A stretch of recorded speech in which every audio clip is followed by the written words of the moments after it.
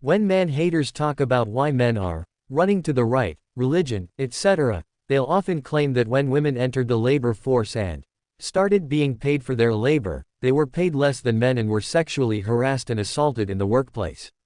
It was just a new arena to oppress women.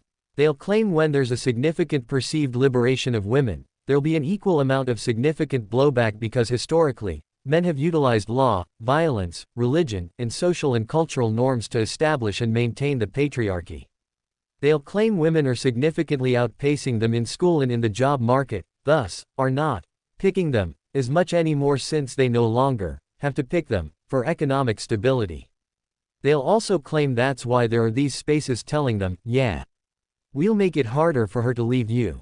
We will get rid of no-fault divorce. We will get rid of their reproductive rights. This will make it harder for her to leave you. We're also going to push the narrative that she should stay home so that you can go back to being the breadwinner so you don't have to compete for them anymore. This immediately distorts the entire conversation. At first glance, it seems like that's what's going on, but that assumption breaks down once you actually examine the refutations. The real issue is not everything they call patriarchy, but rather the failures of feminism, especially when you consider the equality it promised. This is why feminists should rethink how they understand things like equality because the implications extend far beyond what one expects equality to be. Before diving deeper, it's important to separate equality to women from equality to men, and recognize how this distinction shapes the entire discussion moving forward into the analysis ahead. First, to claim that this is patriarchy assumes the unfalsifiable premise that patriarchy is women entering the workforce and facing discrimination while also women outperforming men in education is patriarchy adapting.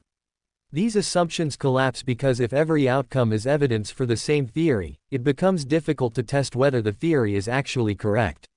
Second, the trend of cultural values, economic anxiety, family concerns, community needs, and disagreement with progressive ideas explains men moving toward religion and conservative politics, so the assumption collapses with patriarchy being the sole reason for complex social behavior. Third, the fact that women now vote, own property, attend college at higher rates than men, enter most professions, hold political office, and initiate divorce at high rates proves their gains have been substantial and durable, so the patriarchy collapses since these are not merely symbolic concessions but major shifts in power and opportunity. Fourth, the ignorance of men being overrepresented in workplace fatalities, homelessness, incarceration, suicide, and military combat deaths pretends women are at more of a disadvantage, but that idea collapses because it can't explain why men disproportionately suffer in these areas. Fifth, the claim that religious and family-oriented beliefs are about control assumes men want to dominate women, but that assumption collapses because traditional marriage, restrictions on abortion, and stay-at-home parenting have been shown to be morally and socially beneficial. And sixth, the claim that historical explanations automatically prove current motives assumes a desire to restore male dominance, but that accusation collapses because institutions restricting women in the past doesn't mean they would be oppressing women today if reinstated. In practice, this means feminism has not fulfilled its promises. For example, the patriarchal motives behind political, religious, and social disagreements. When examined further, the argument relies on motives, which is not actually demonstrated. This creates a conundrum with disagreement as proof of oppression. If applied consistently, it would also imply that maybe feminism is patriarchal. A clearer interpretation is maybe men should hold back for women instead of women keeping up with men, which avoids that issue. Therefore, the original claims do not hold under their own standards. In short, feminists are now throwing a tantrum for not getting their way rather than fighting for equality. To conclude, the claim that men are running to the right in religion to get back to that social dominance does not hold up under scrutiny. When we look at women's accomplishments, it becomes clear men are not getting that dominance back. Additionally, trends like this never really gaining that much traction, and what little they do gain, fades away fairly quickly further demonstrates the classic example of emotional women being the driving force behind the trend they complain about. Even if one argues we are going back, the evidence from what feminists grandstand on shows that at worst, we're teetering rather than falling.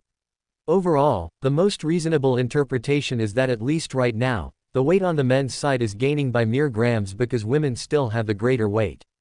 This matters because you still have more than enough men who, even if they disagree with feminism, still give more weight to the feminist side.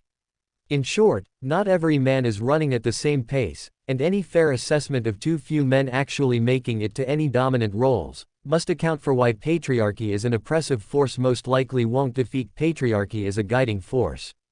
Therefore, the strongest position remains: patriarchy is constantly reforming, not because it is oppressive, but because it adapts to the trends that best serve those within it. And let's be frank, men are the best at adapting.